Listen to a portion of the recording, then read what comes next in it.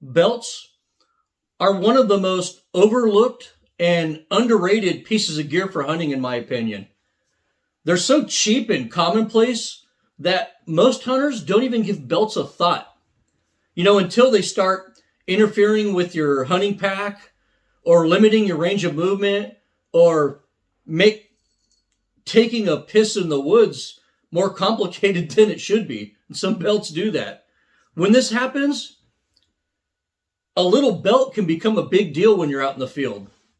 Belts basically serve two main purposes: to hold your pants up and to carry gear or a sidearm on you while you're hunting or fishing. You probably have a belt on you if you carry a sidearm or if you attach a buck knife, a rangefinder, spare ammo, or you have a cell phone attached to your belt. You might need a belt also to hold up hip waders for you. So belts definitely have jobs to do. In this video, I review some of the most popular hunting belts available today. I give you the pros and cons of each belt or style of belt, and then I'll tell you about the ones that I personally like the best. Links to each belt will be provided in the description below.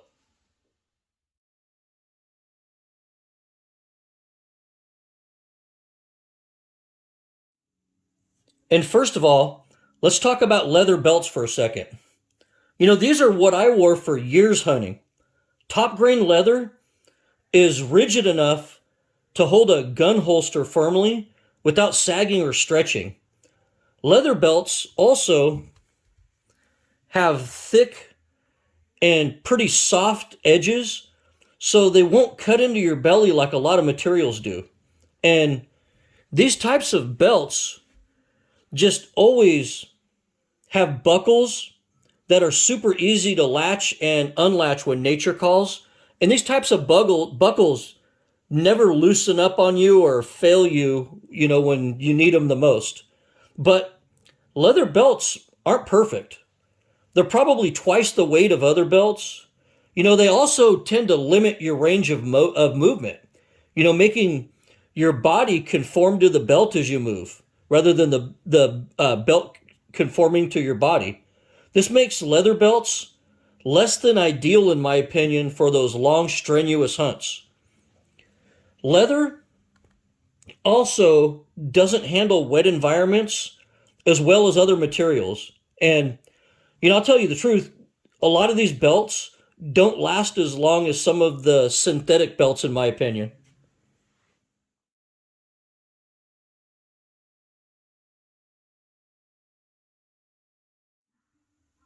Now let's talk about cotton canvas belts.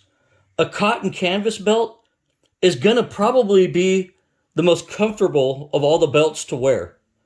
The material is just so soft, and it's a little bit more forgiving than leather at allowing a better range of movement, I think.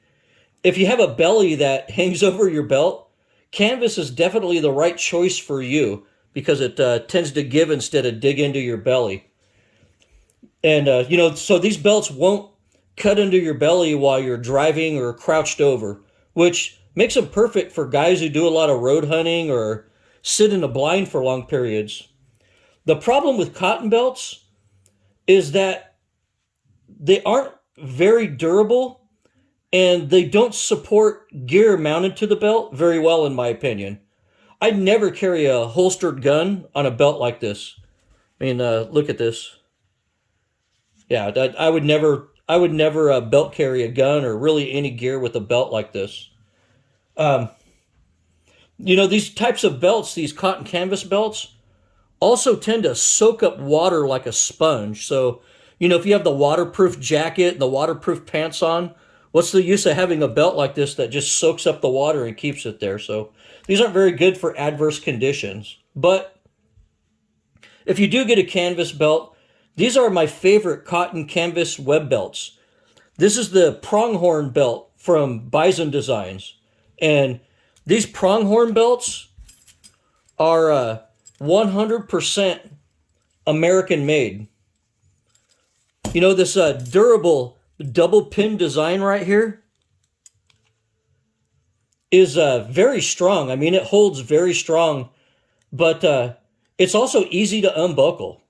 This belt, this particular one right here, you could see how wore out it is right there. I've used this belt in Africa, Australia, and just countless states here in the United States. And the great part is these quality belts made in the USA are only $17, so it's a good deal too. And let's just admit it, with the classic canvas design with the brushed nickel buckles and leather accents, this belt just looks good.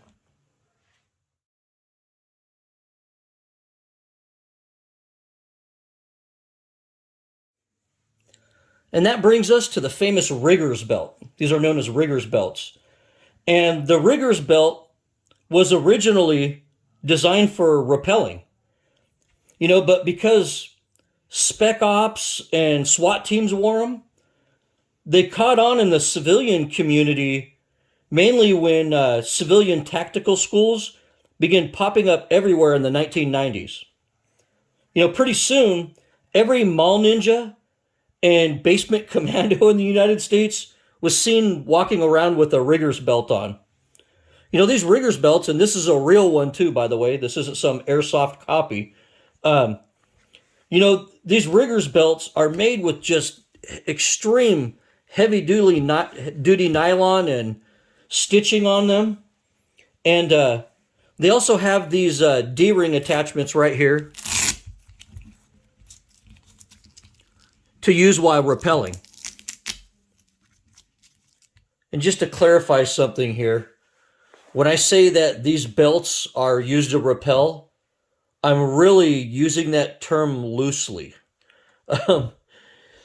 This D-ring's actually meant to repel in an extreme emergency when there's no other way to do it. If you know anything about rappelling, the right way to do it's with a proper harness. That's the right way and the safe way to do it. If you've ever rappelled down something using one of these, like I have one time, it's super sketchy. It's not comfortable and it's not very safe. So the proper way, just to clarify, the proper way to rappel is to not use this belt. It's to use a harness. This is to use maybe in an extreme emergency. They also provide fantastic support for a holstered sidearm because they're so thick and substantial and heavy duty. And they're great for attaching gear to your belt, magazines and first aid kits or whatever else you can imagine you need for the zombie apocalypse. But that's kind of where the positive attributes of the RIGGER'S belt ends. And I'm going to keep it real here. RIGGER'S belts are probably one of the most uncomfortable belts you can ever own. I mean, the range of movement with these is atrocious, and it really takes forever to take the belt on and off. They're also really heavy, unnecessarily heavy, by the way, and that big D-ring that they have on them just gets in the way of everything. I mean, honestly, if you aren't part of a SWAT team rappelling down buildings, you don't need a RIGGER'S belt.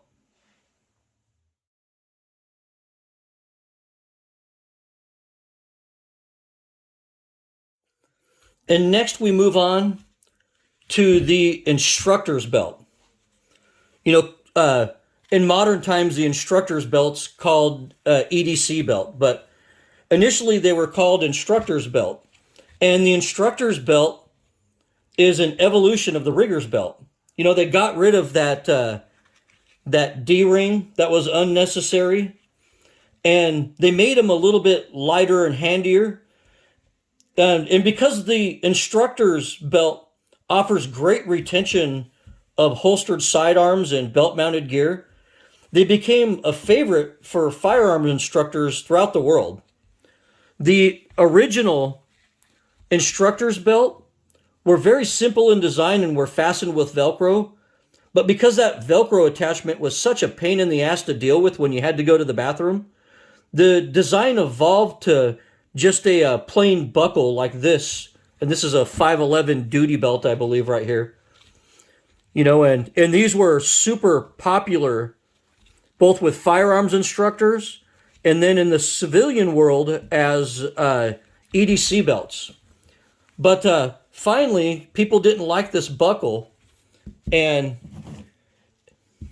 the system evolved into instructors belts or EDC belts that incorporated a Cobra style buckle. This right here is basically the epitome of the instructor's belt. This is 100% made in the USA by Elite Survival Systems and cost about $65. And it's pricey, but really, the quality doesn't get any better than this, in my opinion. When I carry a sidearm, I really try to wear this belt when I can. This is a great EDC belt. But instructors' belts honestly suffer from some of the same problems that the RIGGER'S belts did. You know, they're really heavy and they don't allow much freedom of movement. Also, if you don't tuck in your shirt, this rigid nylon right here will just eat your skin alive.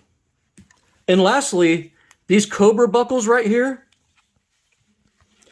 this won't fit through belt loops on most pants. You know, on some of my hunting pants they will, but a pair of Levi's or most pants that you wear around the house or maybe for a milder day of hunting, these buckles won't fit through them. So it requires you to completely take this buckle on and off and reapply it every time you change your pants, which honestly is kind of a pain in the ass.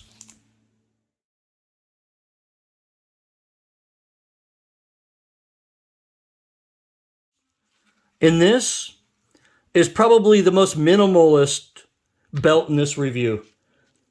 But this marsupial gear belt just might be the perfect belt. It's super lightweight and extremely simple. You know, the hook on the buckle simply goes through the end loop of this this webbing right here, and it's super simple to latch and unlatch. But don't be fooled by the simplicity of this design right here. Trust me, it holds everything together very securely. And this is the first belt we'll be reviewing in this video that has some stretch to it.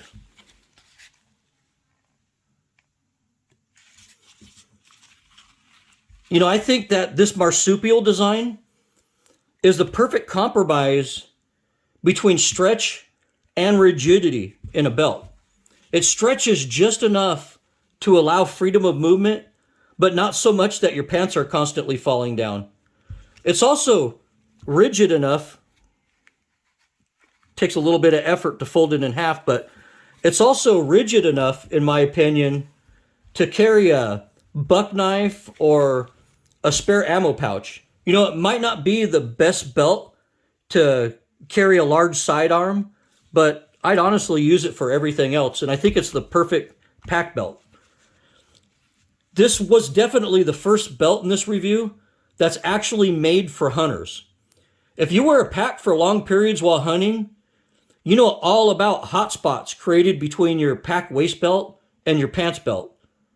You know, in this scenario, we need a really thin, low-profile belt that has a little bit of stretch to it. And this belt just knocks it out of the park, in my opinion. You know, this belt has the lowest profile buckle of any hunting belt in this review. And your pack belt won't cause this buckle to ride down like most buckle designs do while you're wearing a pack. Honestly, this thing is so comfortable to wear that you won't even notice you have a belt on. Serious. At first, I was really worried that this buckle right here, this hook on this buckle, might be a weak point, but it turned out that it really wasn't an issue at all. And this belt just buckles up very fast with little effort. And it fits the loops on every pair of pants I have. And here's the kicker.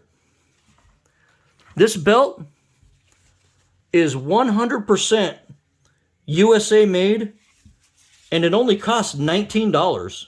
I mean, that's a steal for such a high quality American made product. But there is one small negative about this belt. When you take this belt off and store it, you can lose some of this adjustment right here sometimes. And you may have to reposition it before you put it back on again. But that's a small price to pay for an almost perfect belt. And another small issue you might have with this belt is when you're putting it through your belt loops, you have this keeper right here that keeps the excess belt right there. And you may have to put this through your first belt loop when you put it in. But really, it only takes me 1 second. Actually, I just do it subconsciously. I just reach down and push this through the first loop. But it's not really an issue at all.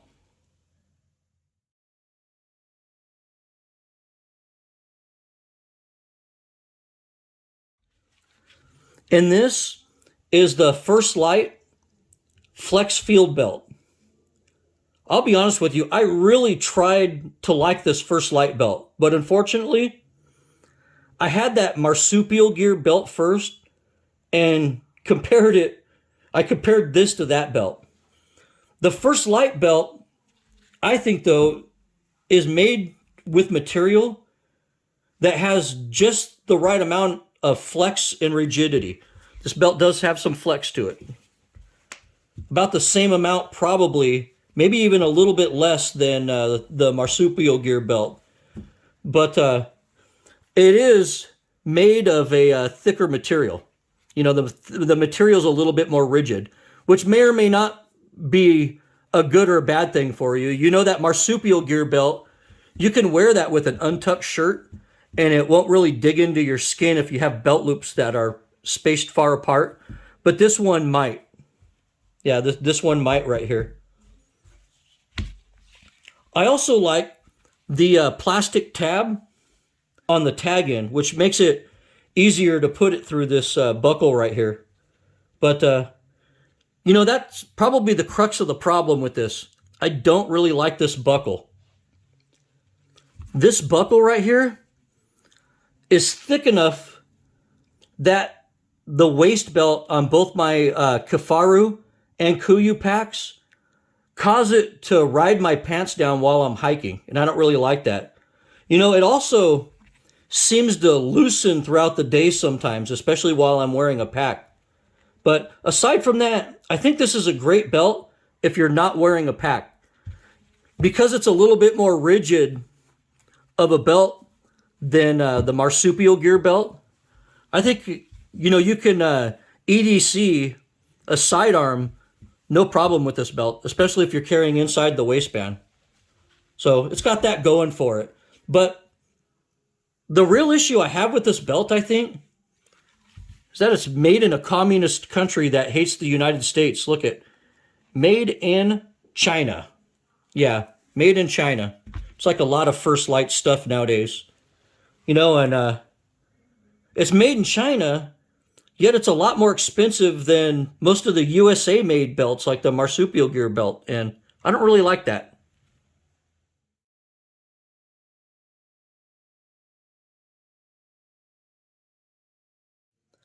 And this review would not have been complete without talking about the Groove Belt, which is currently the most popular men's belt on the market right now.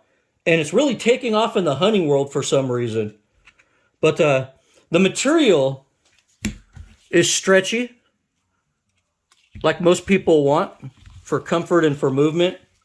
And the buckle design, I'll be honest, is nothing short of amazing. I mean, it's just awesome buckle design. And, you know, this belt will just never go out of adjustment the way it's fastened back here. And just look how easy this belt buckles. I mean, it basically buckles itself. Look at this. It's got magnets in it. But this rubberized polyester material does need a break-in period. Basically, you need to wear this belt for about a week or so to stretch it out, then readjust the belt length again. And you might have to do that a couple of times. But after that, this belt seems to be good to go. This belt is also very thin and rigid, almost like a seat belt, to tell you the truth. If your pants don't have enough belt loops, good belt loop spacing on them, and your shirt isn't tucked in, this belt can saw into your skin. Seriously. This belt's a little bit stretchier than the marsupial and First Light belts. So let me get a little piece here for you so you can see.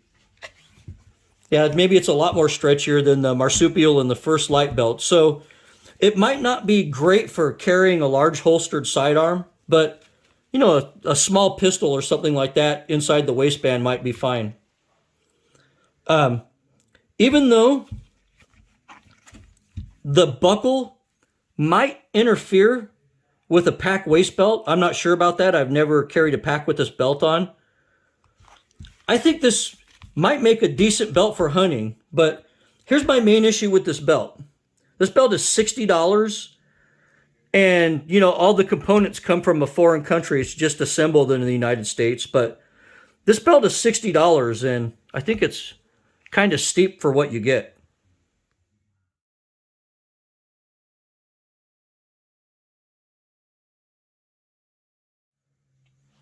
And because a lot of hunters and fishermen out there are international travelers like myself, I'm going to cover international travel belts, or TSA belts.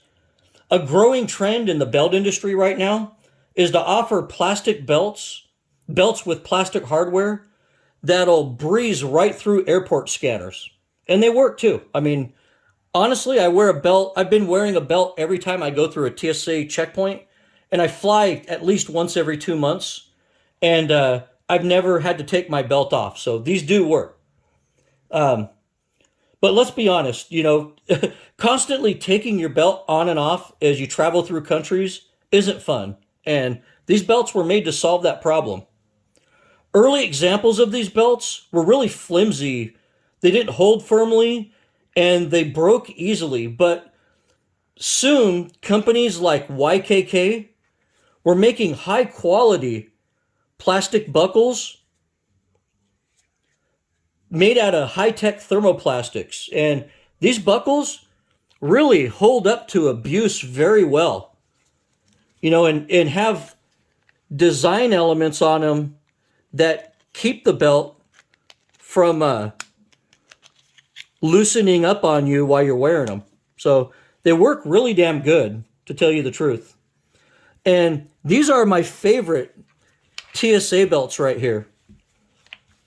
They have high quality 100% nylon straps on them. And this heavy duty YKK thermoplastic buckle. These are also around $20. So in my opinion, you get your money's worth with them. I'll put a link to these belts in the description below, but I really like these belts for international travel a lot. But probably the most popular belt right now, as far as TSA belts go, is the Arcade Adventure Belt. I don't know why these are selling so well, but this is probably the most popular travel belt right now. And I like the extreme comfort and low profile of this belt. I mean, it's soft. It's like petting a cat. But in my opinion, this belt has way too many negatives. Even though I've never seen one break, this buckle looks super fragile to me. Very fragile. I mean, it looks cool and it's low profile. And like I said, I've never seen one break. It just looks really fragile to me. This thing also has way too much stretch on it. I mean, way too much stretch. Look at that. It reminds me of those horrible elastic Allen rifle slings that bounce all over the place. It actually has so much stretch that it doesn't even function well as a belt. It doesn't even hold your pants up really. And to add insult to injury, This thing is overpriced at $32. So I'd avoid the arcade adventure belt. This is how I do travel when I'm traveling to my hunt destination on an airline. I usually pack a hunting belt with metal hardware on it, like this marsupial belt, in my bag. And I wear one of these TSA belts while I'm traveling. That way, I can use the metal belt on my actual hunt, and this travel belt can be used as a backup hunting belt if it's needed.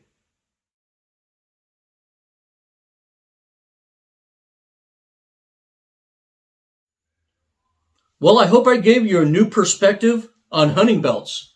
And remember, just because I like how a certain belt fits and performs doesn't mean that you have to like it too. Everyone is going to have different preferences when it comes to belts. Personally, I like a lightweight, strong, low-profile belt that has a little bit of stretch to it, but not too much to where it doesn't do a good job of holding up your pants or holding gear on it. I also want a low-profile buckle that I can quickly and easily detach when nature calls. I want my belt to be unaffected by weather and come in at a cheap price point. And lastly here, I want to buy products that are made in the USA. Really important to me. So in my mind, the only belt that meets all of that criteria for me personally is the marsupial gear belt. Not only am I usually hunting and fishing with this belt on, but I also find myself wearing it in my daily life as well. So that should tell you something. And once again, this thing is 100% USA made, and it's priced at under $20. Sometimes simple is better, and it doesn't get any more simple than this belt. Well, I hope you enjoyed this video about belts for hunting and fishing. Hit subscribe if you find my content worthy of your subscription, and I hope you do. You can reach me with any questions or comments at desertdogoutdoors@gmail.com. As always, thank you for watching, and good hunting.